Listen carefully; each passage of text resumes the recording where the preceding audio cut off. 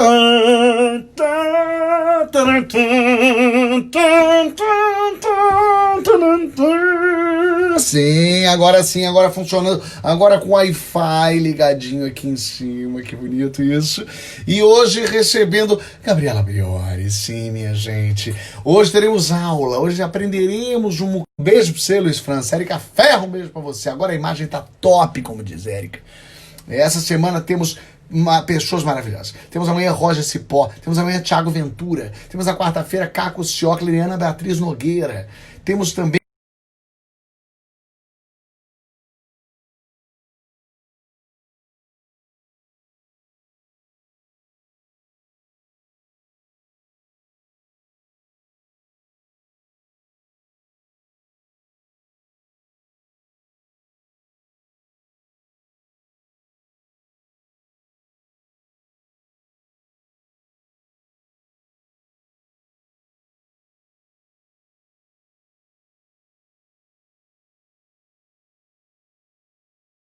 está ótima.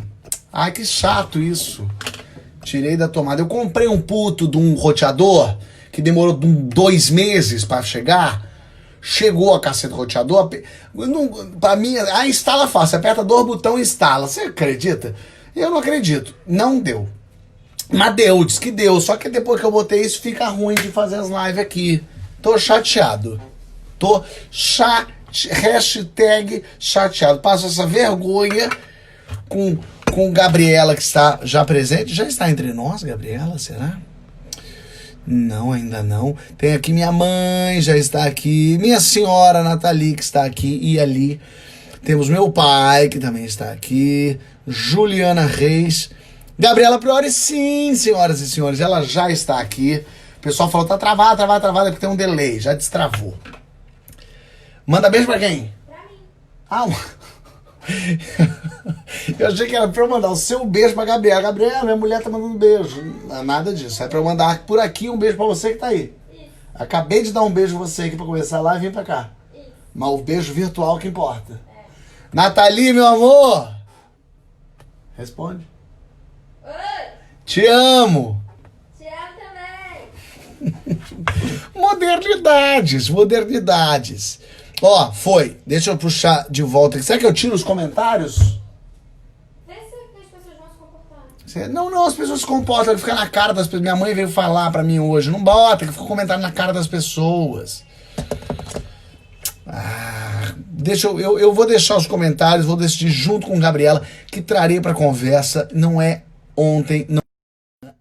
Gabriela, muito obrigado pela sua presença aqui. Uma pessoa ocupada, ensinando a Anitta e ainda por cima de bico na CNN. Tudo bem? Oi, eu tava aqui sofrendo pelo problema do seu roteador. Porque eu tava aqui, pô, caramba, não tá funcionando a minha internet. Pus no 4G, troquei pro Wi-Fi. Meu marido também chegou e falou: você fez tudo errado, não dá pra fazer live desse jeito, que você tá pondo na internet errada. Até eu descobri que era sua. Era a minha internet. A verdade é porque o que acontece é o seguinte: aqui eu instalei um roteador com as antenas imensas, do tamanho de alienígenas, mas aí eu não sei o que acontece. Eu não sei mexer em nada de tecnologia. Quando eu comecei a fazer meu canal, era assim um grande problema, porque eu gravava o vídeo em 10 minutos, rapidinho, de uma vez, aí eu tinha que subir o vídeo. Isso, pra mim, é uma loucura. Não. Eu...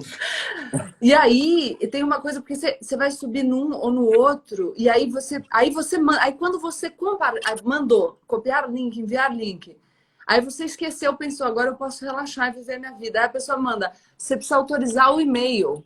Deus me livre, guarde. Eu odeio. Não, vai pro WeTransfer. Aí vai no Dropbox. Aí não cabe no WeTransfer, porque é maior que o documento. Tem que pagar, você tem que fazer o login. Você vai fazer o login, você já tem o login. Só que você não sabe qual é o seu login, mas lógico. Você tem um. Não, aí você... Imediatamente eu penso o quê? Estou arrependido de ter gravado isso. Exato. Eu não quero mais. Teve dia que eu falei, eu não vou fazer canal. Ninguém quer saber o que eu quero, o que eu tô pensando. Quem que quer saber? O que ninguém quer saber. Pra que eu tô gravando esse vídeo? Teve dia que eu acabei de gravar vídeo a 1h da tarde, eram 6h30. Eu tava, ai, subiu! Subiu o vídeo. É tipo É. isso. Eu concordo. Eu estava nesse momento agora, acabei de gravar com a Giovanna Eubank um negócio, aí tava. A minha assessora falou, Fábio, tem que subir, tem que. Eu, meu Deus, vai começar a live, eu não sei fazer isso. Ah, deixa, eu ligo para ela, agradece, fala que eu posso, eu não sei. Quem cuida do canal da Giovana é a mesma empresa que cuida do meu. Graças a Deus, hoje eles me ajudam, assim, amém. Ótimo, ótimo. Obrigada. Minha senhora, Nathalie, minha mulher, passou por aqui dizendo assim, são dois senhores conversando sobre Sim. modernidade. Eu não pareço, mas eu tenho 180 anos. Eu sou. Ah, então, menina, eu te carreguei no colo, porque eu tenho 150. Olha, eu estava lá naquele dia. Deixa eu te falar uma coisa, já que estamos falando de como nascemos, do alto da minha ignorância, eu não te conhecia. Quando eu te conheci, inclusive, te mandei uma mensagem. Falei, eu e minha mulher, a gente adorou você, a gente gostou muito de você. Onde você estava que eu não te via, não te acesso, não sabia? Na advocacia criminal, primeiro, dando aula no Mackenzie. Então, a minha vida era... Eu me formei e fui para advocacia criminal. Era sócia de um escritório aqui em São Paulo, bem grande. Trabalhei em casos bem famosos, até. E eu trabalhava na advocacia criminal e dava aula no Mackenzie, na pós-graduação no Mackenzie. Não dou aula na graduação, só na pós. Gente, os bichinhos da lâmpada. Eu fiz um vídeo em homenagem ao Centrão, falando que eles são os bichinhos da lâmpada. Eles estão vindo aqui. Ah, de repente são reencarnações de centrões antigos. Bom, se eles estão vindo aqui é porque tem poder aqui nessa casa. E então eu advogava, dava aula e eu participava de programas assim só muito esporadicamente, sabe? Assim, precisamos de uma advogada criminalista para falar sobre X assuntos. E aí eu sempre gostei muito de comunicar, mas eu acho que eu tinha um pouco de receio das pessoas me julgarem, dessa exposição. Eu ainda hoje acho que a minha trajetória foi boa porque me deu tempo de amadurecer antes de lidar com a exposição, porque é complicado. Mas aí já amadurecida, já tinha acabado o meu mestrado, já era sócia do escritório, então já tinha conquistado respeito na área que eu trabalhava, mesmo fazendo questão de, enfim, não me encaixar nos padrões, em determinados estereótipos que as pessoas esperam. Eu dando as minhas palestras, as minhas aulas, comecei a sentir... Quando o Mensalão e a Lava Jato começaram a fazer parte do centro do debate, né? Então, direito penal, todo mundo falava sobre direito penal, eu sentia muita necessidade de simplificar a comunicação. Eu falava para os meus colegas, quem trabalhava comigo no escritório, dizia... Cara, mas você se incomoda. Eu falava, porque a gente só fala pra gente. A gente não precisa convencer o advogado criminalista. Assim, ele já concorda com a gente, em regra, né? Tem o advogado que não concorda também, mas em regra. E eu queria falar diferente. E aí, um dia eu fui dar uma palestra específica na Unifesp e a organização da coisa me incomodou. Eu achei de novo que a gente estava falando só para os nossos, sabe? Levantando a nossa torcida. E eu falei, cara, eu vou abrir minhas redes sociais e vou falar. E eu falava, mas assim, eu nunca fui atrás disso como, pô, vamos aumentar o alcance e fazer os... Eu não sei essa coisa de tecnologia, eu não entendo muito disso, então aconteceu alguma coisa, eu falava. Aí veio um convite, primeiro eu tive um convite de uma outra emissora de TV aberta para ser comentarista, mas aí eu achei que não tinha muito a minha cara, não era... Eu sempre fiz muita questão de ser uma coisa que eu acreditasse, sabe? Não é ocupar qualquer espaço, mas tinha que ser um espaço que eu me sentisse confortável, que eu achasse legal. E aí esse não achei, depois surgiu a possibilidade do debate, da forma como ele foi proposto de início e tal, eu achei legal e foi isso. Mas assim, é engraçado, porque as pessoas falam, pô, onde você tava? Eu falava, cara, eu tava advogada, tava no fórum, sei lá. Então eu fico até mais feliz de saber que então não tinha mesmo como eu saber onde você estava advogando, então não era uma cara, coisa... você teria que ter me achado no Instagram, assim, mas porra, ou ter matado alguém. Não, eu até falava dos assuntos políticos, mas é que eu nunca adotei, Fábio, essa coisa do provocar, fazer um vídeo resposta para viralizar. Até hoje eu falo, cara, tem um monte de gente que me xinga no Twitter, no Instagram, o povo tá querendo que você entre na briga, mas eu não entro nas brigas assim.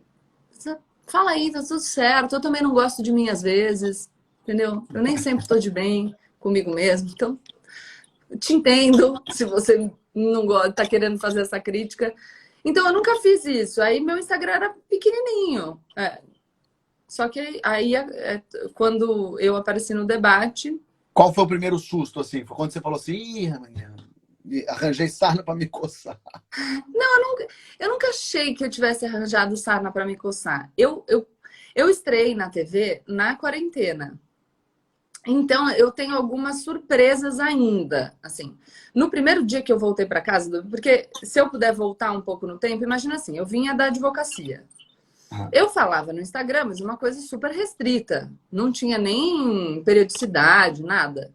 Eu lembro que os meus primeiros vídeos no YouTube, eu tenho a Marina que trabalha comigo, ela falava, não, vamos pôr no YouTube, porque é outro público e tal. E eu falei, não, bota aí. Era o vídeo de pé, celular na vertical, com 2 faixas pretas lá, essa coisa mais horrorosa. Mas eu falava, não, quer botar, bota lá, então. Eu não sei fazer. E aí, eu fui para uma redação de televisão. Era uma coisa que eu nunca tinha visto em toda a minha vida. E aí comecei a trabalhar lá, a história dos pilotos, entender como que a coisa funcionava e tal.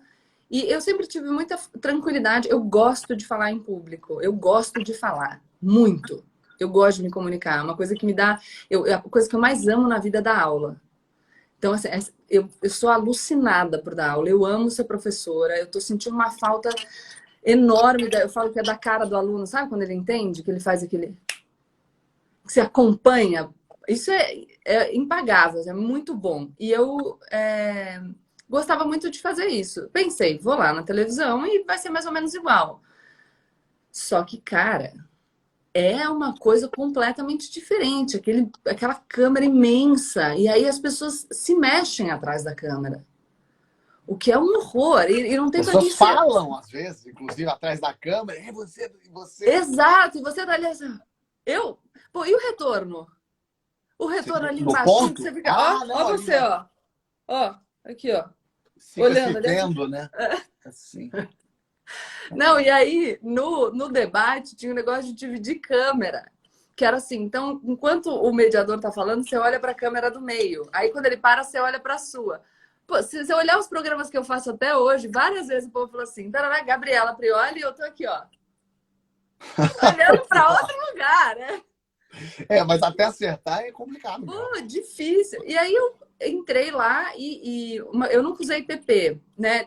As pessoas usam TP, eu não quis usar TP. Até O uma TP, vez... só para quem não está entendendo aqui, o TP é o teleprompter, que é o isso. quadradinho onde passa o texto que o jornalista, por exemplo, lê quando está apresentando. Quando o William Bonner apresenta o Jornal Nacional, não é da cabeça dele, não. Ele está lendo o textinho bonitinho. Quando o Bolsonaro faz um pronunciamento, ele está lendo o teleprompter. Por incrível que pareça, ele está lendo. Do jeito dele, vamos respeitar, cada um tem a sua dificuldade. E aí ele lê o teleprompter. Fala. Então, eu nunca li TP. Eu até tentei um dia colocar uns tópicos, mas, putz, me embananei toda. Então, eu tinha o meu iPad, que ficava sempre comigo, umas fichinhas, o papel para eu anotar. E ia falando de cabeça. Só que a câmera com o teleprompter, então, para quem não conhece, fica um quadradão, assim. Então, você tem mais campo de visão.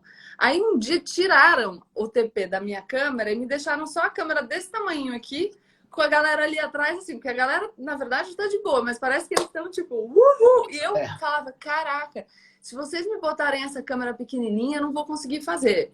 Comecei a ficar super tensa. Eu entrava E aí eu falava assim, não, amanhã vai estar melhor, né? Amanhã vai estar tudo bem, é uma coisa, vou acostumar. E eu falava assim, eu chegava na TV assim, nossa, hoje eu tô super tranquila, acho que agora foi. Tô bem, entendeu? Vou chegar no estúdio e tá tudo certo. Demorou, sei lá, uma semaninha, mas tô ótima hoje. Entrava no estúdio, rodava a vinheta, eu aqui, ó. Eu falava... E um monte de gente vivo é foda também, né? Porque ao vivo... E o pessoal fala assim pra mim, nossa, Gabriela, você fala tão calma, né? E você não era da TV? Eu falo, cara, eu pareço calma. Porque por dentro tem vários... Eu consigo, se a gente um dia eu pegar os debates, eu consigo dizer, ó lá, tá acabando meu ar. Porque eu ia falando e pensando, eu não respirei, tipo... Aí você tem que fazer a propaganda do Rivotril. Para dar essa sensação de que tá vendo. Exato. Agora, aonde é mais difícil ser levado a sério? Sendo uma mulher novinha, A novinha nem tanto, bonita, né? lourinha, carinha de riquinha. É na advocacia ou na televisão? Ou no jornalismo? Nos dois. Nos dois, a mesma merda. Muito parecido. Eu acho que quando eu comecei a lidar com a televisão, eu não sou tão nova, eu tenho 34 anos, né? Eu já era uma mulher de 34 anos tendo passado por isso na advocacia. Então eu já estava mais descolada. Uhum. E aí não posso dizer que não foi difícil, porque comecei a falar e pensei que quando eu lidei com isso na TV, eu tinha um monte de gente olhando, né? Na advocacia eu não tinha. Uhum. Então acho que essa foi a diferença. Mas nos dois é igual. As pessoas elas estão presas aos mesmos estereótipos, mas essa parte da comunicação é um pedaço daquilo que eu quero dizer. Então eu não vou sucumbir, entendeu? Eu já refleti muito sobre isso. Vou te contar uma história. Recentemente, ontem, anunciaram minha coluna na Folha de São Paulo. Ah, que legal, parabéns. Super legal, obrigada. Página A2. Pô, quando me chamaram, eu falei, cara, que legal. Fiquei pensando que eu queria que meu avô, que lia jornal todo dia, estivesse vivo para ler, festejei e tal. E mandei para algumas pessoas. E uma pessoa que eu sei que quer muito meu bem, me falou. E eles divulgaram com a foto, que é a foto que eu fiz para minha divulgação, que eu estou de camisa branca, mas eu estou com 2 brincos imensos na orelha. E ele me mandou uma mensagem falando assim, então, eu só acho que você devia, assim, trocar essa foto. E aí, dentro dessa frase, está embutido o seguinte. Primeiro, a pessoa achar que aquela foto é sem querer. Então, partir do pressuposto de que eu não pensei sobre a foto que vai me divulgar. Depois, achar que eu pensei, mas que eu não tenho aptidão para decidir sobre a foto que vai me divulgar. E aí, quando eu falei, tipo, olha, não, isso é de propósito. O que eu queria era que a Folha de São Paulo anunciasse uma nova colunista na página 2 com 2 brincos enormes. Essa é a força. E aí eu recebi assim, agora que você tá famosa, você acha que você não precisa mais fazer autocrítica. Falei, não, é o inverso. Eu ouvi a crítica, mas eu decidi que eu discordo de você. Olha só, então eu tenho liberdade não só para escolher a minha foto, como para discordar da sua opinião sobre ela. E tá tudo bem. Eu não acho que a pessoa precisa concordar comigo que aquela foto é a melhor. Eu acho que ela tem que ter liberdade para achar que a foto é uma bosta. Tá tudo certo. Quando for a foto dela, ela vai sem brinco. Ele, no caso, não usaria o brinco, eu acho. Mas, enfim, agora que é famosa também é um argumento bastante usado para descredibilizar, né? Tem muito isso. Agora tá se achando. E eu tirei a foto com os brincos antes de acontecer tudo. A foto é do segundo semestre do ano passado. Mas não importa, não importa. Agora que tá famosa, você usa os brincos. Agora Mas assim, eu sofri coisas do tipo, eu ser a única advogada no ambiente, eu fazer um comentário sobre uma questão essencialmente técnica sobre direito penal, e uma pessoa chegar para mim e falar, nossa, nada a ver esse seu comentário, hein? Você, o que? Estudou? O que foi? Agronomia? Entendi. E a pessoa fala sem nem... eu acho que eu ainda contribuo, porque eu não faço questão de me fantasiar de advogado o tempo inteiro. Que é uma coisa que eu digo sempre. Não é porque eu me formei, trabalhei num grande escritório, tenho mestrado, sou professora, que eu preciso estar sempre vestidinha de advogada, com um coque, falando muito sério, data máxima vênia, vossa excelência. Eu ando de all-star. É assim que eu vou para a TV, é assim que eu... Enfim, outro dia eu fiz um webinário com o ministro Dias Toffoli. Passou 5 minutos e eu percebi que eu tava com uma camiseta do Metallica. Aí eu tô em casa, é a camiseta que eu tô em casa. Entrei lá no webinário, esqueci de me fantasiar. Eu poderia até ter colocado, mas qual é o mesmo problema? Assim, vai mudar o conteúdo que eu tô falando, sabe? E eu gosto muito dessas surpresas que os preconceitos nos presenteiam. Eu lembro quando, como eu te conheci vendo ali na CNN, naquele primeiro debate que deu uma confusão lá qualquer, e aí minha mulher falou, você viu? Eu não vi, que legal, bacana. Aí daqui a pouco a gente viu Ah, porque ela conhece a Anitta, é amiga da Anitta, é casada com o É. Didi. Eu falei, peraí, mas na minha cabeça, eu falei, peraí, a jornalista da CNN é casada com o DJ, é amiga da Anitta. E aí, lógico, na minha cabeça ué, mas isso Não não era dá? aquilo que eu tinha imaginado. E é muito É. doido isso, né? É triste, mas ao mesmo tempo, assim, é bom tomar Cara, uns sustos, né? eu não acho que é triste. Eu acho que a gente está submetido a esses estereótipos. A gente vive segundo essa lógica. Nós somos criados assim. Então, se eu falar que eu não julgo as pessoas pela aparência, tem um livro que eu gosto muito que chama Rápido e Devagar, do Daniel Kahneman, que ele fala sobre o nosso cérebro programado para julgar a partir do estereótipo. Só que a gente precisa, que eu falo sempre menos emoção e mais razão, não é porque a emoção não tenha um papel, é porque a gente se conscientiza daquilo, então eu julgo a partir de um estereótipo, você raciocina sobre aquilo e você tem a chance de se aprimorar e desconstruir. Porque o grande problema do estereótipo não é que ele limita o outro, é porque ele te limita. Quando você acha que a jornalista não pode ser amiga da Anitta, que não pode ser casada com o DJ, porque a tua cabeça foi programada para isso, você não está limitando a minha vida, é a tua. Porque sem perceber, você se limita nas tuas possibilidades de se expressar. A minha mãe, outro dia, foi fazer um curso e ela chegou desesperada para mim e falou: eu estava lá fazendo curso, de repente chegou uma menina super mocinha, ela falou, linda, e eu falei, ai, putz... Fiquei assim. Aí a mulher começou a falar, ela falou, a mulher era super inteligente. Eu cheguei pra ela e falei, cara, a minha filha sofre o que você sofre e eu te julguei do mesmo jeito. Ah, tá vendo? A gente tá nesse mundo, né? Exato, a gente é condicionado. Eu falo que várias vezes eu reajo de uma forma e eu penso, pô, porque eu... Outro dia fiz uma entrevista lá no programa com uma psicanalista falando de culpa. Eu fui criada, meus avós eram muito católicos, mas eu não sou sequer batizada. Minha mãe achou que a gente deveria escolher a nossa religião. Então, eu não fui criada com valores católicos. Tarará. Eu tenho uma culpa inacreditável. E eu não sei de onde vem. Então, eu percebo assim, isso só é ruim para mim. E aí eu vou lá trabalhar, entender por que eu interpreto dessa maneira, que tipo de valor que eu posso ter introjetado que me fez assim. Mas quando eu proponho a reflexão sobre esses nossos estereótipos, é porque no meu mundo ideal, todo mundo vive mais livre. Quando você para de limitar a existência do outro, é porque você deixou de limitar a sua própria existência. E, porra, ninguém consegue ser feliz cortando um pedaço de si, cara. Não dá. Entendeu? Vou dar um exemplo seu, mas assim, você faz humor.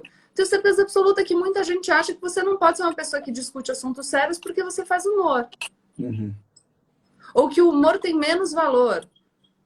Então você não pode ser considerado um intelectual porque você faz humor, você só seria um... Eu não acho. Eu acho que as pessoas podem existir complexas, entendeu? Agora, desculpa, eu te interrompi, Claro, mas é porque pra você é que eu seguir falo no até pensa- amanhã. Não, essa é a ideia. Mas é porque é para você seguir nesse raciocínio ao mesmo tempo em que isso é muito ruim porque nos limita, também facilita muito a nossa vida, como ser humano, eu digo, colocar as coisas em prateleiras, né? Se eu sei, na minha organização, peraí, então a Gabriela é isso aqui, o Fábio é isso aqui, e como, de um modo geral, funciona, com muitas aspas, coelhos voadores, ajuda para mim isso tá na prateleira, porque eu consigo viver a vida sem ficar tomando susto a cada 10 minutos. Entendeu? Então, isso tem a ver com a programação do nosso cérebro, é justamente isso. Você está programado com a mentalidade do caçador-coletor lá atrás, você precisa saber se você enxergou o bicho, você vai tentar matar ele ou você corre, né? Isso. Então, de alguma maneira, você precisa julgar aquilo que a visão te apresenta. Eu acho que é uma ilusão que a gente tem de controle.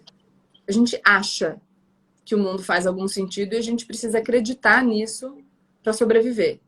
Porque a gente fica apavorado de pensar que a gente não tem controle.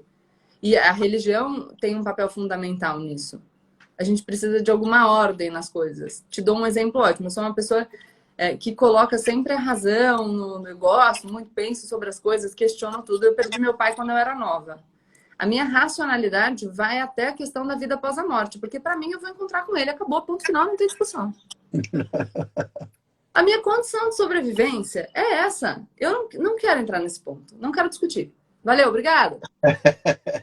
Porque no fim das contas é a gente tentando... Me deixa viver um pouco também aqui, né? Não me faz Exato. Então, assim, mas enquanto o se limitar, o estereotipar for importante para a sobrevivência, por isso que eu sempre falo também que eu gosto que as pessoas se aprofundem, eu gosto que as pessoas divaguem, eu incito isso, mas eu compreendo que às vezes a tua vida tá tão difícil que você não tem espaço para fazer isso.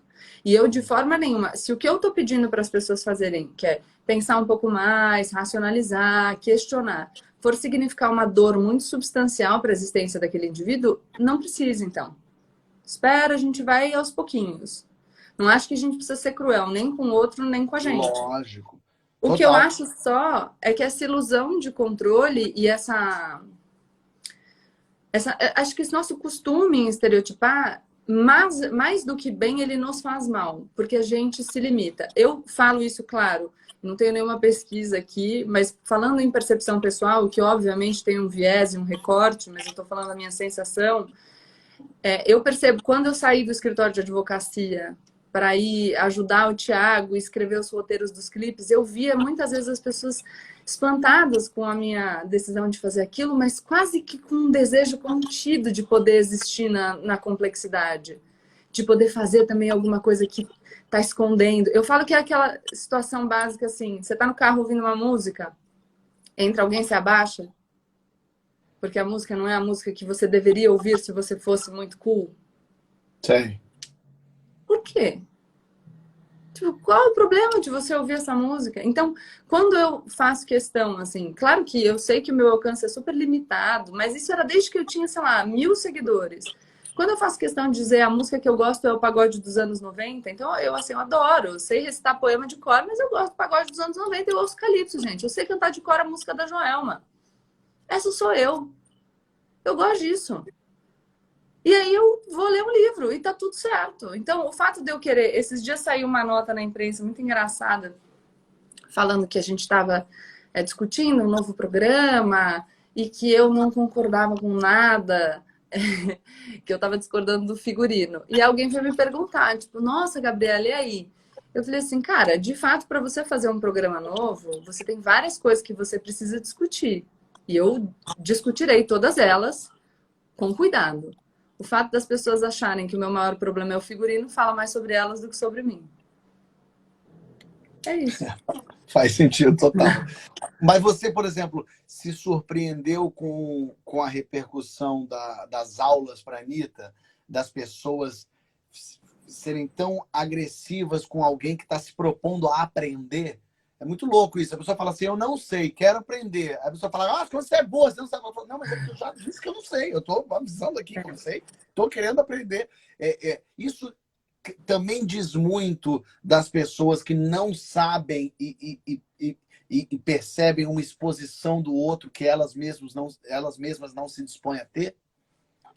Eu acho que tem várias coisas nesse fenômeno. Eu vejo menos o que é negativo porque eu me blindo de todas as maneiras. Sabe aquela ignorância que é uma bênção? Eu limito tudo, não quero nem saber. Mas, às vezes, as coisas chegam. Eu acho que tem um ponto fundamental que é quando a gente coloca as nossas máscaras, a gente está apavorado que as pessoas descubram que a gente não é aquilo que a gente está mostrando. A era esse tempo de rede social fez a gente viver um fingimento, né? Então, todo mundo tem a chance de falar e a gente se coloca como se nós fôssemos doutores em tudo. Tem uma frase do Fernando Pessoa que eu adoro, que ele fala, quando fui tirar a máscara, estava pregada a cara. A gente precisa lembrar que a gente pode, assim, eu sei, tem lá um assunto nas redes sociais. Aí a gente estuda rapidinho em casa e escreve e a gente finge que a gente é o maior sabidão dos últimos tempos. Mas no nosso âmago, internamente, a gente sabe que aquilo é um fingimento. Então, a pessoa se afirmar o tempo inteiro como superior, ridicularizando quem tem dúvida, é, na verdade, um grito desesperado de alguém que está com medo de ser descoberto. Porque se você não tem esse receio, a dúvida ou a ignorância do outro em determinado assunto não te assusta. E se você, de fato, não é um ignorante, você tem absoluta consciência de que existem mais coisas no mundo sobre as quais você não sabe nada do que coisas sobre as quais você sabe. Nós somos ignorantes. A gente sabe um pedacinho. Então, quando você tem consciência da sua ignorância e você não finge, tá tudo certo. Qual o problema do outro ter dúvida? Tudo bem. Aí ele pergunta e a gente resolve. Claro que você pode influenciar as pessoas a buscarem por si mesmas, por exemplo. Então tem muita coisa que a gente pode pesquisar. Por isso que eu falo sempre, às vezes eu tô na live com a Anitta, eu falo, ó, tem esse site, pesquisa lá, tem esse curso. Porque muito do quanto a gente vai aprender depende também da nossa predisposição a buscar. Você não precisa esperar só alguém vir te dar aula, você pode ir atrás. Só que às vezes os termos são complicados. Às vezes você não consegue entender mesmo tendo ido atrás. Foi no site, olhou, pesquisou e ainda não entendeu.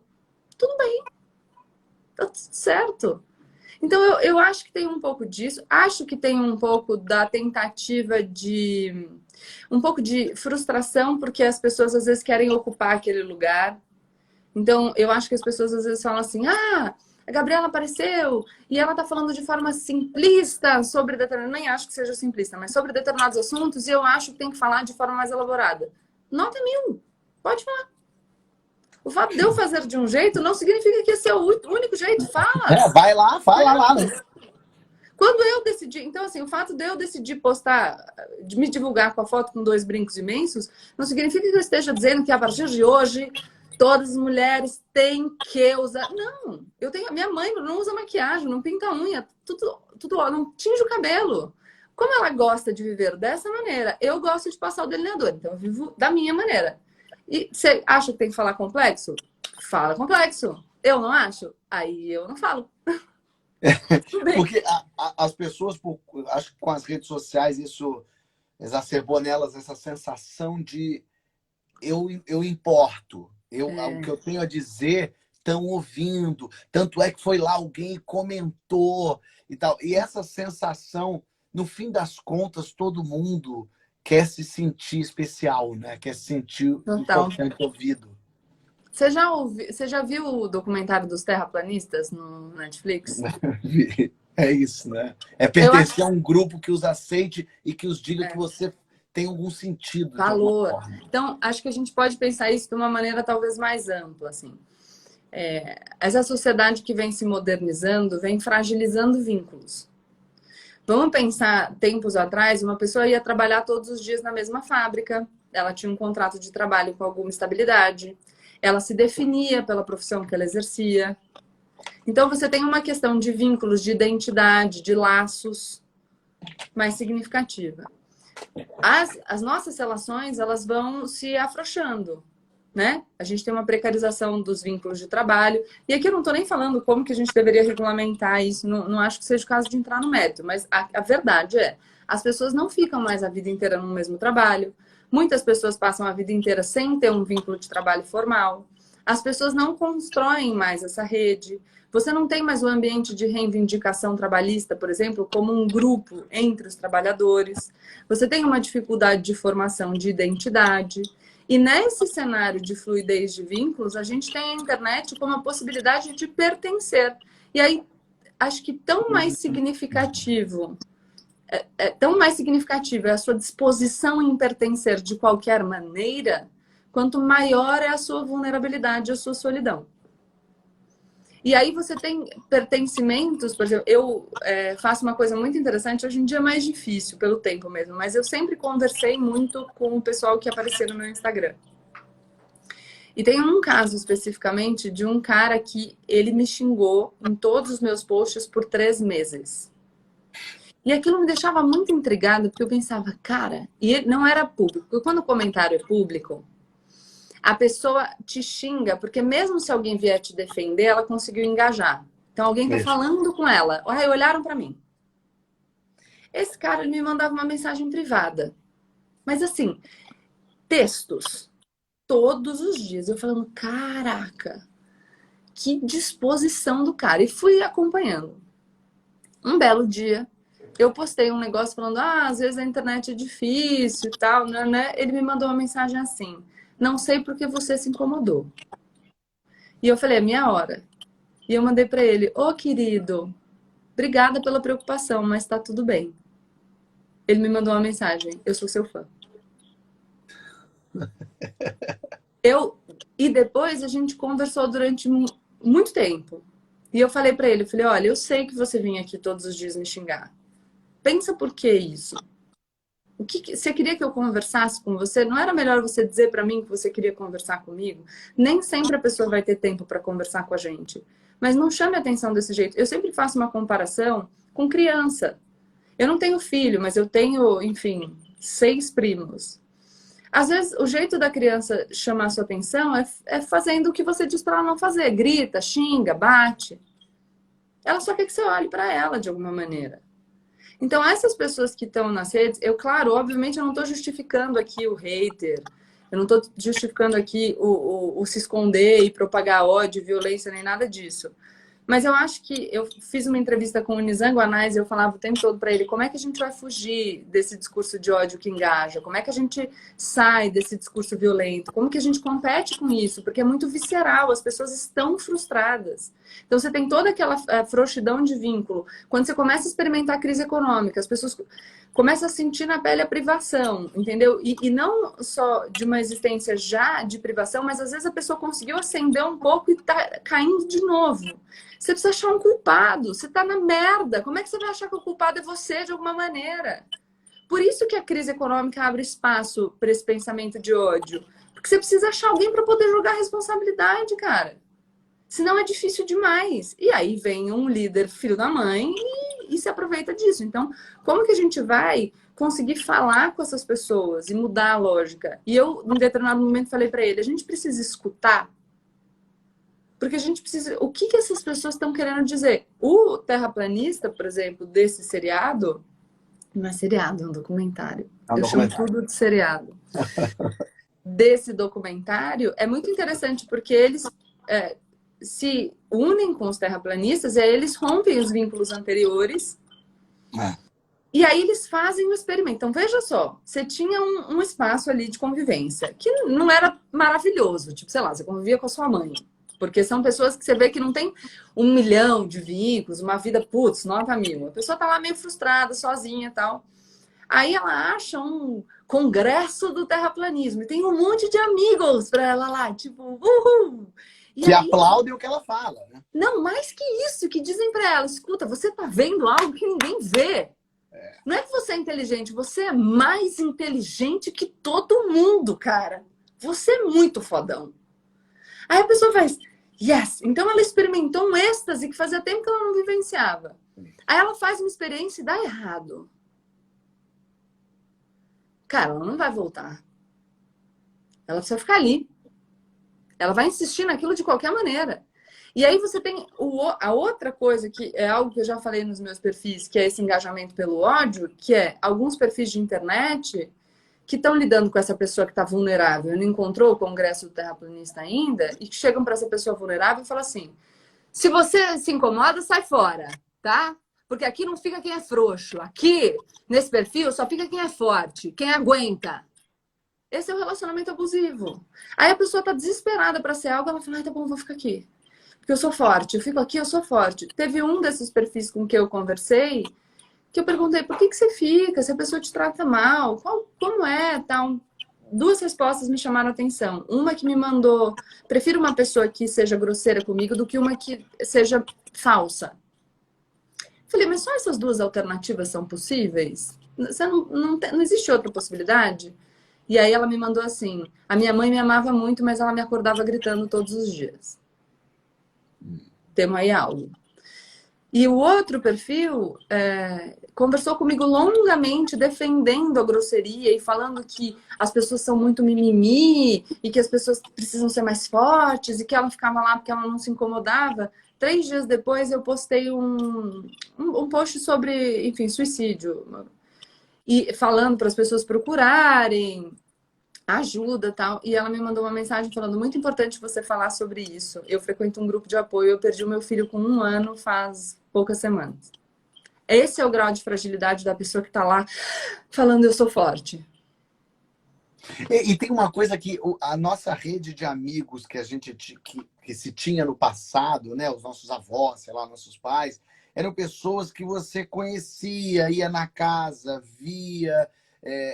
as pessoas são muito precárias, as pessoas passam por, todos nós, as pessoas passam por dores que a gente não imagina, as pessoas passaram por traumas, as pessoas viveram situações que a gente não faz a menor ideia com seus familiares, situações que, nas quais elas foram colocadas e que alheias à vontade delas, mas que elas passaram por aquilo, se traumatizaram com aquilo. E na rede social, ela é uma foto vociferando. E, na verdade, é isso. Ela é uma pessoa que perdeu o filho com 1 ano, é uma pessoa que perdeu tudo, é uma pessoa que não tem nada, ela não tem amigo, não tem gente, não tem... E não aqui querendo dizer que todo hater é uma pessoa triste, infeliz, ó, coitado. Não é isso. Mas as pessoas, de um modo geral, têm experiência, em sua maioria, têm experiências muito ruins, muito difíceis, e que não conseguem superar. O ser humano precisa de uma análise de si mesmo o tempo todo, que não faz. E quando a gente lida com as redes sociais, como vira número, vira uma maçaroca de coisa, você não se dá conta de que você está falando com uma pessoa e que, apesar dela estar lá gritando vai morrer, seu merda, se você for olhar o que é, ela está passando por coisas que a gente nem imagina, né? Então, eu acho que é o que eu falo, a gente não está justificando. É claro que as pessoas devem ser conscientizadas para isso, mas é de fato, e tudo tem a ver com entender o humano na sua complexidade. Então, quando eu falo do estereótipo da nossa limitação, é entender o humano na sua complexidade. Você olhar para o outro e conseguir pensar que, embora você não deva passar um pano para aquela conduta, aquilo é talvez sintoma de uma dor muito profunda, é você entender o ser humano na sua complexidade. Eu fui advogada criminalista por muitos anos. Se eu não conseguisse entender o ser humano na sua complexidade, eu não teria escolhido essa profissão. As pessoas têm dores profundas. Às vezes eu penso que a minha existência, com o meu privilégio e com as coisas que eu alcancei, é quase um ataque para algumas pessoas. Só a minha existência. É aquela história que a gente fala que às vezes as pessoas sentem raiva do outro, do sucesso do outro, não porque elas queiram sentir, mas a hora que elas se percebem, elas estão sentindo. E nem todo mundo consegue fazer uma terapia para ir conversar com o terapeuta e falar, cara, eu tô sentindo uma coisa que eu não queria estar sentindo, cara, mas eu tô, sei lá, com inveja do meu amigo, porra. Queria tanto aquilo, o cara conseguiu aqui na minha frente, nem, não se esforça nem tanto quanto eu. E esse tipo de coisa vai te machucando.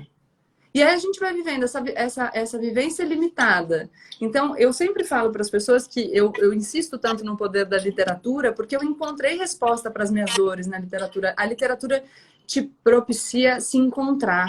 Você acha os seus iguais nos livros. Aquilo que você tem vergonha de confessar, o personagem pode sentir. E aí você não se sentiu mais sozinho, porque se o autor conseguiu imaginar aquele personagem, alguém sentiu o que você sentiu. Você não está mais sozinho no mundo. Então, isso é muito importante, porque às vezes a gente não consegue confessar as nossas dores. Nem sempre isso é possível. E aquilo vai ficando dentro da gente e isso vai produzindo mal que depois a gente... Eu sei que eu posso... As pessoas às vezes me ouvem falar, ai, poliana, né? Tudo lindo e tal. Mas eu acho que a gente precisa tentar entender a complexidade das pessoas. E é por isso, por exemplo, que eu não me engajo em discussões que são brigas. Que eu não ofendo as pessoas. Porque eu não acho que é assim, porque a gente vai aumentando o índice geral de violência e de ódio no mundo, entendeu? E quem vai se aproveitar disso é quem está disposto a fazer isso sem limite. E aí a gente perdeu. Então tem que ter uma de bem, bonito, legal, esperançoso, vamos lá, e o mundo é majoritariamente bom. Tem que ter um pouquinho de poliana, entendeu? Senão a gente vai... Tem uma pesquisa recente do Datafolha que fez um levantamento sobre os 70%, do Somos 70%. Que, na verdade, é uma parte que acham o governo do presidente da República ruim e outra parte do regular juntinha ali. E aí eles foram ver dentro desses 70% quem eram essas pessoas. Enfim, tem vários dados. Mas um dado que me chamou muito a atenção é o fato de que são pessoas que estão mais deprimidas, desmotivadas. Se a gente se encolhe, a gente não reage. Então, até outro dia eu estava assistindo o documentário da Michelle Obama, e aí eu parei e falei, caraca, entendeu? Porque se você for pensar assim, Brasil acima de tudo, America first, o que era o Obama? Era yes, we can. Olha, esperançoso. Agora é tipo, tô brigando, sou melhor que você. Se a gente entrar nessa onda, é alimentar o outro lado. E como você desarma a pessoa... É meio poliano também, mas como o ódio é desarmado com o amor muito Total. fácil. Muito fácil, mas é assim, a pessoa sente o golpe imediatamente. Eu vejo, eu só saquei isso, por exemplo, fazendo live, quando começa a vir uns haters, começa a vir as pessoas reclamar, se você dá atenção individual, isso aumenta. Mas se você comenta assim, engraçado como as pessoas que precisam para ter atenção, para se sentirem importantes, elas precisam xingar, porque na verdade as pessoas são muito sozinhas. Some. As pessoas morrem, acabam, elas entenderam que eu não estou brigando, elas se confrontam com essa precariedade, e você fala, E elas, isso que é bom. mas aí elas foram descobertas também. Exato. Porque Exatamente. No sentido de descobrir mesmo, de tirar a o coberta. ataque te pega quando fala com uma coisa que você acredita. É aí que ele te pega. Se a ofensa e o ataque falam uma coisa tipo... Você fala, hã? Agora, se a pessoa achar o que te incomoda pra você, aí pega. Aí pega. Quando você desvendou o que aquela pessoa tá sentindo, eu fui descoberto. Aí eu não quero mais brincar. Você me descobriu. Você é uma dúvida que eu tenho muito aqui sobre jornalismo no Brasil, que vai um pouco aí nessa... Você teve vontade de falar o que você pensava e tal, e se fala muito a mídia comprada, a mídia golpista, e a Globo lixo, aí vem a CNN, porque agora sim o jornalismo vai ser, né? Sempre agora sim.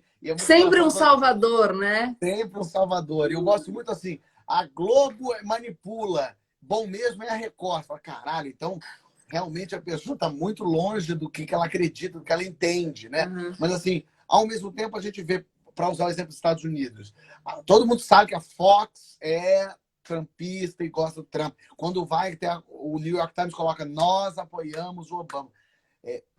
O quão benéfico é para a mídia se expor e poder falar, eu apoio sim, aqui ó, estamos apoiando, nós da Bandeirantes apoiamos o Bolsonaro. O quanto isso é bom, ruim, e por que isso não tem no Brasil, e o quanto você acha que isso é possível de acontecer, por exemplo? Vou pensar em várias coisas. Acho que primeiro a gente tem que pensar no mundo como ele é. Eu sempre falo que o mundo é como ele é, não como a gente gostaria que ele fosse. Então, assim, a neutralidade, ela não existe. Então, por mais que você possa, é o que eu falo, por mais que de forma deliberada você possa fazer uma avaliação racional sobre determinado assunto, isso não significa que a tua emoção não tem um papel ali. Ela tem, inevitavelmente. Então, o teu repertório, a tua formação, aquilo que você pensa, porque eu sempre falo, como é que você analisa uma questão? Com o teu repertório, né? Aquilo que você sabe é tudo que você tem. Uma informação nova pode mudar a tua opinião. Porque você não sabia, você não considerou aquela premissa para fazer o teu julgamento. Então, por isso que quem acha que tem a verdade absoluta tá falando de dogma. Se você está no âmbito racional, você parte do pressuposto de que não necessariamente você tem todos os elementos. Então, você tem uma opinião agora, você pode mudar depois. Mas a gente não é neutro. E aí, o que as pessoas precisam entender é, fugindo dessa expectativa de alguma neutralidade, então você entender que o mundo não é neutro e que você precisa compreender as pessoas de forma complexa para entender quais são os elementos que podem ter um peso naquele julgamento. E para que você possa consumir aquele julgamento e fazer o seu. Então, olha, tudo bem, isso é o que a Gabriela criou depois de passar uma informação pelo repertório dela. Agora, eu vou pegar a informação que ela passou pelo repertório dela e vou passar pelo meu. O que será que sai disso? Isso é você ter autonomia crítica. Num mundo capitalista, o poder é distribuído de forma muito próxima do dinheiro. Então, você tem uma distribuição de dinheiro. No mundo capitalista, dinheiro é poder. A gente fala disso quando a gente fala, por exemplo, do acesso à política, de distribuição de recursos para financiamento eleitoral, de como que as pessoas conseguem fazer lobby, ou um lobby regulamentado ou não na política. Os veículos de imprensa, todos, eles vão pagar as contas, né? Num mundo ideal, talvez, o jornal pudesse pagar todas as contas dele com a assinatura dos clientes. Isso não acontece. Então, o jornal, a televisão, todo mundo vai vender espaço para publicidade. Existem alguns interesses ali. É claro que você pode manter a sua independência. Então, eu, por exemplo, como eu não sou jornalista, eu posso fazer publicidade se eu quiser. E aí, quando uma pessoa me contrata para fazer publicidade, ela sabe que eu falo o que eu quiser. Obrigada. Quer, não quer, que pena. E eu tenho a chance de dizer, vou fazer essa, não vou fazer essa. Absoluta liberdade. Mas aí, quando você vai consumir aquele conteúdo, você precisa avaliar. Tá bom, a pessoa tá falando as coisas. Ela mudou de opinião depois que ela fez a propaganda da garrafa, não sei o que lá? Sim, não. Legal, eu tô achando que essa televisão tem um posicionamento muito num sentido e não em outro. Quais são os interesses? Então, conforme você vai aprimorando a tua capacidade crítica, você vai vendo... você vai fazendo o teu juízo sobre aquela opinião que é passada para você. Agora, o que acontece muito, eu vejo por mim. Então, vou falar para eu não precisar falar de emissora nenhuma. Muita gente fala assim, ela obviamente tem lado. Ela está falando, só fala mal do Bolsonaro. Mas, gente, aí não precisa reclamar comigo, tem que reclamar com o Bolsonaro. Porque eu estreiei na televisão, então as pessoas começaram a me conhecer no dia que o Bolsonaro, no dia anterior, depois da OMS ter declarado uma pandemia, o cara foi cumprimentar gente na manifestação. O que eu vou fazer? Então, vocês querem... Como que eu vou ser neutra? Olha, realmente, eu acho que a gente pode pensar que o presidente foi um responsável, mas também que não foi, né? Embora todas as autoridades de saúde do mundo digam que a gente não deve se aglomerar, ele foi se aglomerar. Mas... Eu não tenho... As pessoas... Outro dia, o que foi? Essa semana.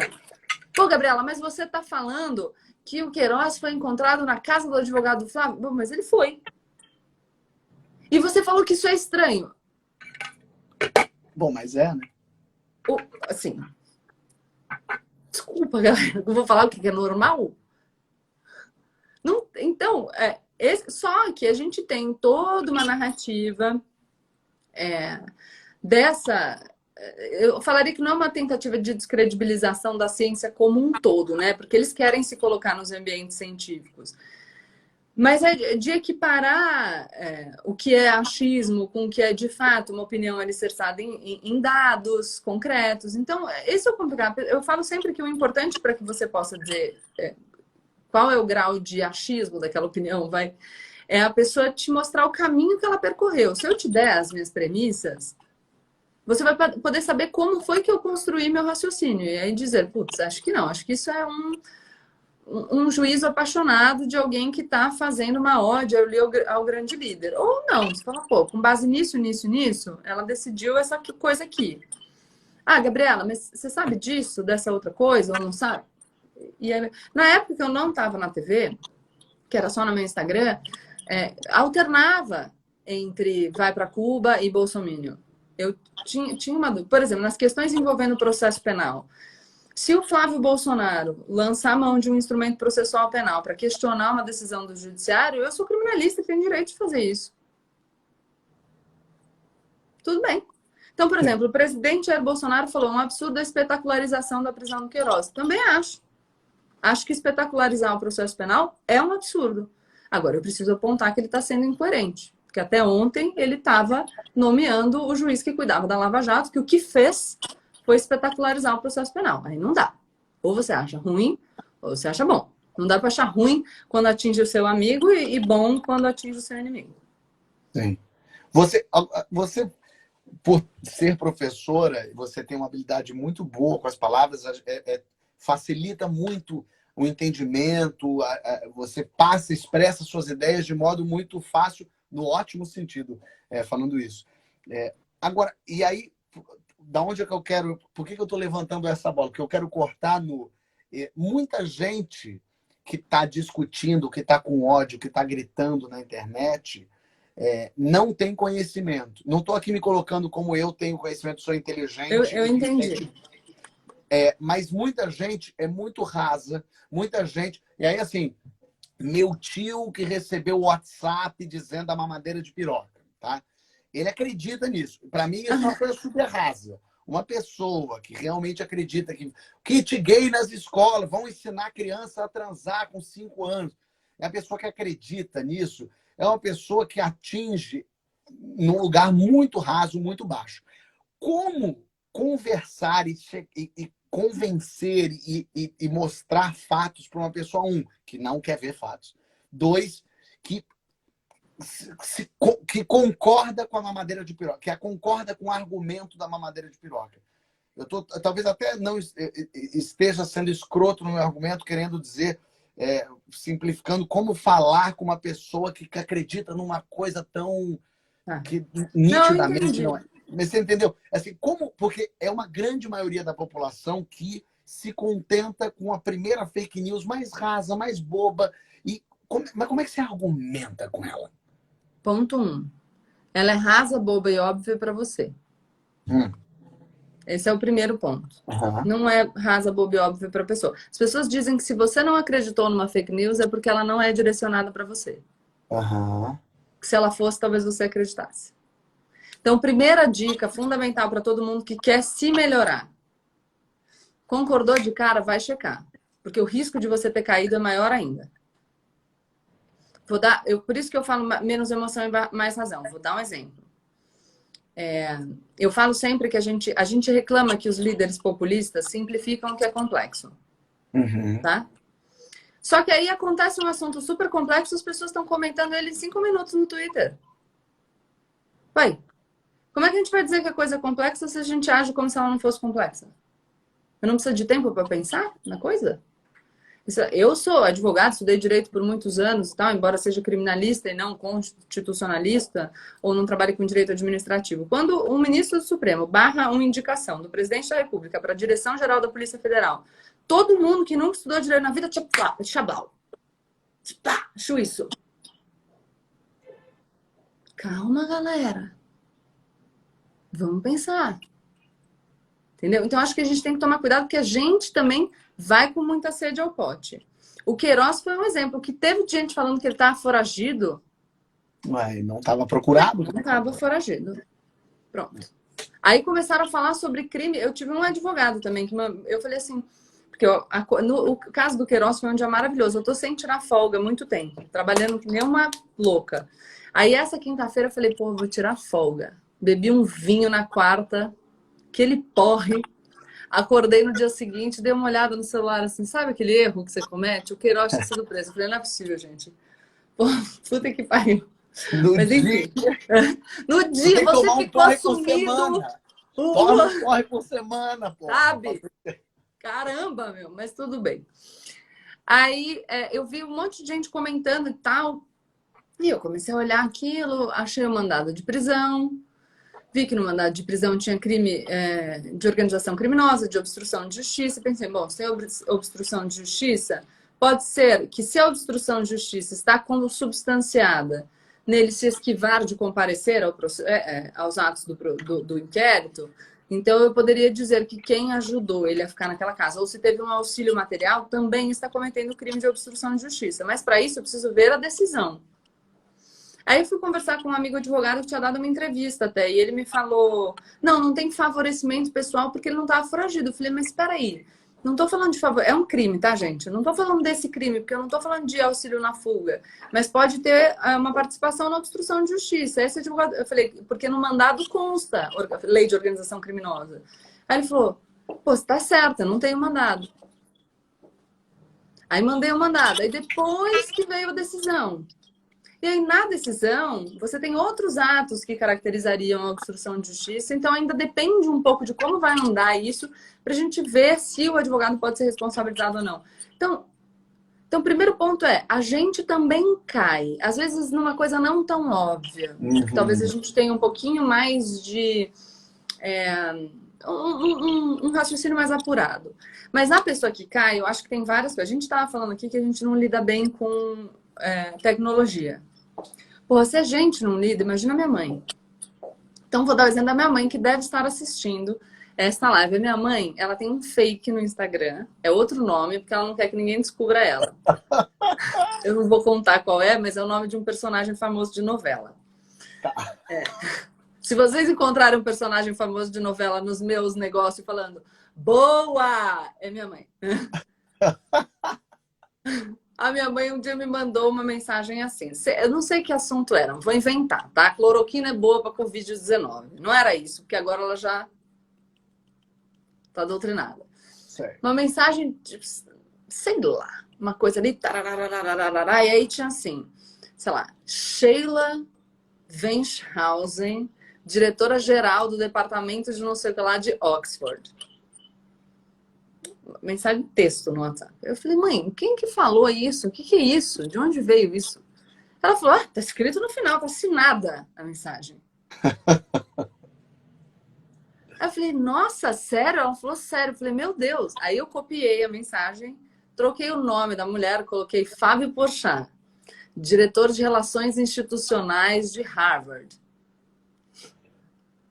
E aí mandei para ela e falei, mãe, deve ser verdade mesmo, porque o Fábio Porchat, que é diretor de Harvard, também falou isso. Aí copiei de novo, coloquei o nome de uma outra pessoa e coloquei, sei lá, do MIT. Falei, meu Deus, mãe, agora o MIT também está falando a mesma coisa. Não é possível. Aí eu mandei uma última mensagem com o nome dela e colocando um cargo numa universidade. Eu falei, mãe, até você tá falando isso e eu não sabia que você tinha esse cargo. Ela me mandou, tá bom, tonta, já entendi. Mas o que eu tô querendo dizer é, a pessoa não sabe manejar aquilo. E aí aquela informação chega. Então o que a gente precisa, eu acho? Para quem não quer ouvir, não tem muito o que fazer. Se você não vê, não posso dizê-lo, sabe? Assim, e não adianta muito a gente insistir. Então acho que você pode suscitar. Falar para a pessoa, olha, se um dia você quiser conversar, eu tô aqui para conversar. Tá tudo bem. Eu falo para as pessoas nos meus vídeos, às vezes eu falo assim, se você começou a assistir até agora e tá te dando uma palpitação, assiste um pouco mais. E tudo bem, se você quiser acabar o vídeo e falar que eu sou uma idiota, tá tudo certo. Não tem problema, não. Quem sabe um dia você volta. Vamos lá. Eu sei. Às vezes eu falo, processo penal, então eu falo, eu sei, eu tô sentindo o coração de vocês vibrar agora. Tá complicado. Vocês já estão falando, não é possível que essa garota vai começar a falar isso. Mas eu vou. Mas dá uma segurada na onda.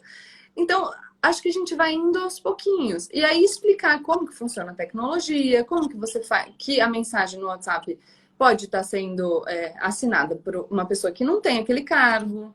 Eu vi a sua entrevista aqui com o Marcelo Freixo, que a pessoa pode fazer uma imitação.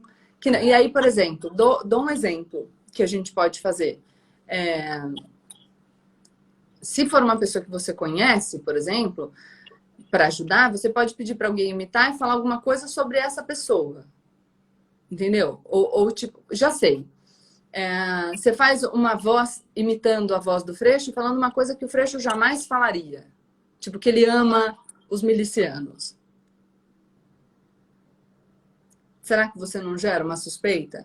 E aí é claro que tem gente que vai querer se acastelar. Não quero ver, porque eu preciso acreditar. Que é esse. Hoje eu fiz um vídeo falando que vai ao ar amanhã do bolsonarismo doido. Falei, galera, se tem alguém aqui que é extremista e que está me escutando, por favor, me ouça. Eles estão dizendo para vocês apelarem, mas eles pegam o passaporte de ministro e vão para os Estados Unidos. Você não tem nem dinheiro para pagar passagem, nem o ministro da Justiça para ser seu advogado, nem o passaporte diplomático. No fim das contas, amigão, você vai se lascar. Presta atenção. Que o cara tá mandando você se jogar do precipício, mas ele tá com paraquedas e você vai dar com a cara no chão. Então, mas eu acho que é aos poucos. Eu sei que, putz, e aí a gente precisa, sei lá, pensar em mecanismos, em como que a gente pode fazer freio, o que a gente tem de... As mensagens de áudio do Freixo eu só soube porque eu vi a entrevista dele aqui. Eu nunca tinha parado para pensar nisso. Nas pessoas usando uma gravação com a voz do candidato. Então, talvez a gente precise ter espaços de diálogo para a gente contar as nossas experiências e escutar as pessoas que consomem essa informação via WhatsApp, porque não adianta a gente... Você é uma pessoa que consome informação pelo WhatsApp? Não. Só Nem se eu. realmente... Mas se uma pessoa, se minha mulher me mandar, olha essa matéria, eu vou olhar a matéria. Não, mas você não tem... O que eu tô falando não é o seu padrão. Então não adianta a gente conversar só nós dois. A gente tem que sentar com alguém que consuma informação via WhatsApp e falar, e aí, como é? Porque senão a gente está tentando entender um fenômeno sem chegar perto dele. Aí não dá. É a gente aqui, porque aí a sua primeira afirmação de tem algumas pessoas que são muito rasas e vão acreditar, eu não vejo como uma informação que se distancia, porque é uma constatação, é isso. Agora, muitas vezes a gente aqui na inteligência se coloca num papel que a gente tenta entender o fenômeno sem ir lá no fenômeno para falar: oi, fenômeno, tudo bem? Como é que você funciona aqui? Deixa eu entender a dinâmica. E aí, a gente não vai conseguir entender, só imaginando o que será que acontece lá. Porque dentro disso, tem uma coisa assim, quando você... Eu tenho sempre a sensação, quando eu vejo o Bolsonaro, os filhos dele falando, gritando, brigando, sempre parece uma criança de 7 anos brigando com um adulto. E o adulto falando: deixa eu te falar, você não pode fazer... Eu faço se eu quiser. Eu sei que você faz, mas... E aí o tempo todo, assim, chega uma hora que você fala pra criança: então não vai, e vai ficar no quarto. Ai, uma hora se perde. Ou não. O filho, sabe o que minha mãe fazia? A minha mãe trabalha com criança. Sabe o que ela fazia? Não fala mais comigo. Você quer atenção? Não vou te dar. Quando você quiser conversar de verdade, quando você estiver disposto a trocar, aí a gente troca. Você acha que o dia que a imprensa... Um dia sem Bolsonaro ele morre? Ele definha por dentro? Vou te falar uma coisa. Vamos ver agora. Tava aquela história dos jornalistas serem ameaçados no cercadinho ali. Os jornalistas deixaram de... Um dia foi o general Heleno ali falar: ai, peraí, vamos ver aqui as seguranças de vocês. Calma, queridos. Não é bem assim. Vem aqui. Dá atenção pra mim. Por favor. O Bolsonaro sempre quis tanto chamar a atenção que quando ele era deputado lá do Baixo Clero, não fazia nada além de gritar para, pelo amor de Deus, as pessoas darem uma matéria sobre ele, nem que fosse ele falando abóbora. No Super Pop. Fábio, tem uma galera que vem me criticar que é exatamente isso. O povo fica tipo... E tô falando de gente que trabalha com isso, tá? Que deveria ser, tipo, sei lá, mais maduro e tal. Patricinha ridícula, chega lá, loirinha, descansada lá, a pessoa tá desesperada pra eu ir lá falar: eu tenho mestrado, sou uma pessoa estudada. Fala: loirinha, isso, trouxa. Nota 1000, parabéns. Isso aí, cara. Sei nem seu nome. Valeu, Brasil. Deixa. Claro que é difícil quando o cara é o presidente da República. Mas o que eu estou dizendo a gente precisa só entender como que a gente não entra nesse jogo. Porque se tem uma coisa que acho que a gente aprendeu nos últimos anos, é que não só por não terem limites, porque quando você respeita alguns limites éticos, você tem dificuldades adicionais para operar, né? Numa competição. Você está numa luta. Se você não bota o dedo no olho, tem um limite. A pessoa que não tem limite nenhum, ela tem ali a vantagem. E é com isso que a gente está brigando. Mas a gente precisa começar a entender e operar esse fenômeno. Entender? Porque eu acho que teve uma coisa assim de... O mundo foi mudando e a gente foi querendo que o mundo fosse não só o que a gente já conhecia, mas o que a gente desejaria que ele fosse. Que é um pouco, sei lá... Gabriela, mas as pessoas tinham que estudar. Você não devia falar de política de um jeito tão simples. Outro dia eu fiz um seminário de direito e um professor falou: mas o problema é que a simplificação do ensino jurídico é que causou o que a gente vê agora. Eu falei: tá bom. Só que o ensino jurídico já está simplificado. Diante deste cenário, o que a gente faz? A gente escreve só artigo de 100 páginas para que as pessoas não leiam? Ou a gente escreve um de 2 páginas e fala: dá uma lida. Se você quiser, tem um de 100. É legal. Tem um vídeo também. Ou um podcast. Então, a realidade que nós temos no país é qual? Uma grande parte das pessoas não entende coisas básicas da política. Ou a gente ignora isso e continua desejando que as pessoas sejam o grande povo politizado, ou a gente considera essa realidade e começa a trabalhar com ela. O que a gente tem é isso. As pessoas me dizem: mas o Bolsonaro tem que cair. Toda hora eu falo no meu canal, pois é, mas ele continua com uma base de apoio que está ali rodeando os 30%. Agora tem pesquisas mostrando um pouco menos, mas é o que é, gente. Mas é um absurdo. Como que essas pessoas não percebem que o Bolsonaro não é bom? Bom, aí a gente vai ter que conversar com elas. Eu não faço parte delas. Posso aqui fazer as minhas análises, entendeu? Mas precisamos entender e não adianta a gente ficar triste, porque é o que é. A gente tem que entender o mundo como ele é. Acho que essa é a grande lição do nosso fim da nossa live. O mundo é o que é e não o que a gente quer que ele seja. É. Muito bom. Gabriela, obrigado por estar aqui, por ter Eu disponibilizado que seu agradeço. tempo. Sei que você está fazendo 1000 coisas, ensinando em 1000 lugares, mas veio ensinar pra gente aqui um monte de coisa também. Eu que Muito agradeço. Obrigada aí. minha mulher bem me lembrou que eu tenho que tirar foto, que eu sempre tiro foto com as pessoas. Pô, não vai ter o finalzinho, cara? Eu já tinha pensado em todos os ping-pongs. É que eu faço só com os políticos isso. Você quer? Eu faço com você. Peraí, vamos tirar a foto primeiro. Bota o rosto aqui. Não, é metade da minha com metade da sua. Ô, caralho. Ih, falei palavrão. Puta merda. Peraí. Fica aí, deixa que eu chego em você. Calma. Cara, a gente ficou meio parecido, meio esquisito. Foi bom. Eu já te falei que eu acho que você parece muito meu irmão, né? Mas você sabe que tem a gente parece meio da mesma família, né? Assim, muito branquinho, muito. Eu já fui muito lourinho um dia, hoje já se foi. Mas quer que eu pergunte as perguntas para você responder no final, então? Não.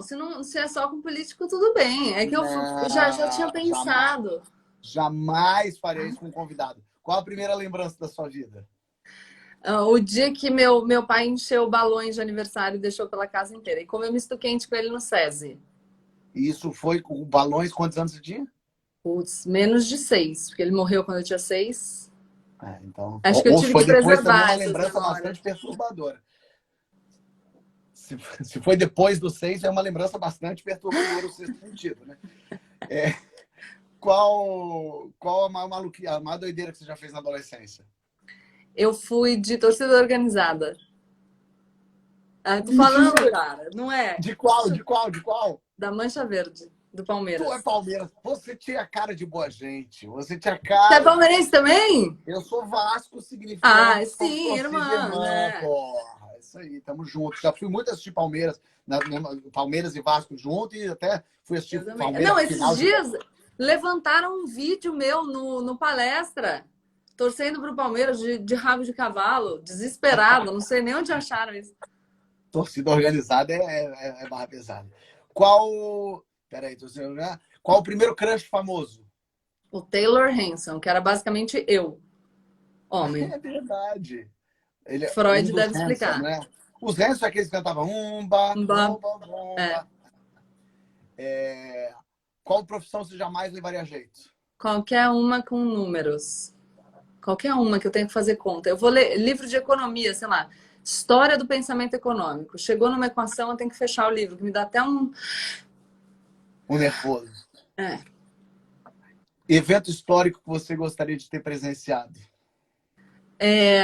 Eu acho que eu gostaria de estar aqui quando os portugueses chegaram, para poder escrever uma carta e guardar num lugar bem guardadinho para as pessoas saberem a verdade. Saber o que foi, a verdadeira história por trás. A verdadeira história. E se você pudesse ser uma pessoa por um dia hoje? Essa era a minha pergunta. Eu fiquei pensando. Aí eu pensei que eu gostaria de ser o Trump para deportar o Weintraub. Mas depois eu mudei e eu gostaria de ser o Bolsonaro para assinar a renúncia. E aí depois de um dia, ele que se vire e ele que lute. Não, porque é um pouquinho, não é? É um pouquinho, dia, 24 horas. Então Não, Deus me livre de ficar no lugar dele mais tempo. Como é que você gostaria que o mundo acabasse? Rápido. De qualquer jeito, mais rápido. Assim, tipo, morreu. Todo mundo. Nem percebe que acabou. Você sabe que eu tava conversando isso até com o pessoal que trabalha comigo. O pessoal falou, eu gostaria de ter um aviso e conseguir viver mais uma semana até o mundo acabar. Tipo, o meteoro chega daqui a uma semana. E eu pensei que esse seria o pior cenário para mim, porque eu ia perder a minha semana inteira tentando achar um jeito de fazer o mundo sobreviver. Ia ser um horror. É melhor para você que seja menina, dá uma olhada pro alto. Acabou, foi. Exato. E o que você quer escrito na sua lápide? Isso que eu queria, porque é a poesia mais bonita de todas. Ninguém nunca vai me fazer uma pergunta dessa e eu queria falar.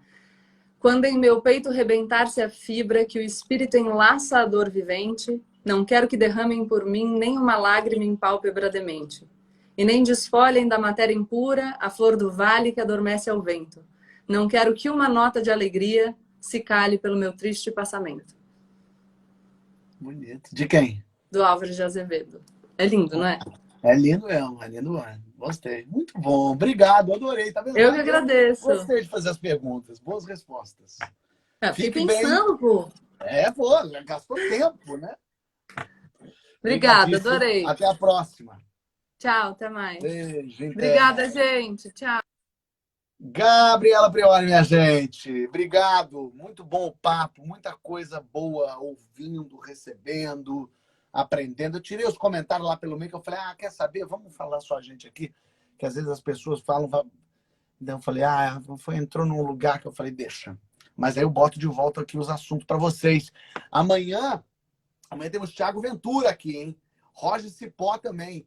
Temos na quarta-feira Caco Ciocler e Ana Beatriz Nogueira. Temos Isa na quinta.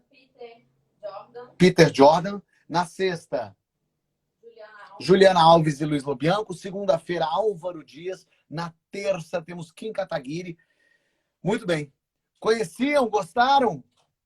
Conversa muito bom, conversa boa e leve. Melissa falando ela é foda. Cláudia falando amei. Érica, socorro. Luiz, fera demais. Ana Maria, parabéns. Fábio, parabéns. Gabriela, pô, eu tava aqui ouvindo. Marcelo Diné, vou atrás. Vou atrás do seu Marcelo. Super inteligente. Caroline Franz, casaria com qualquer um dos dois. Olha aí, disponível, achei disposta. Vamos ver aqui, muito bom, pessoas falando bom, muito bom, muito. A Erika Ferro, a priori se tornou minha crush. Gostei. Mames, vou passar para pegar o feijão. Pessoal mandando beijo, que troca sensacional, incrível. Ju, um beijo para vocês também. Muito bom, adorei nosso papo. Fiquem bem. A Gabriela tá por aí. Obrigado, Gabriela, mais uma vez. Foi ótimo bater papo com você. Tô indo lá papo de segunda, que hoje, 10h30 da noite, tem papo de segunda ao vivo no GNT. Beijo para todo mundo. Valeu!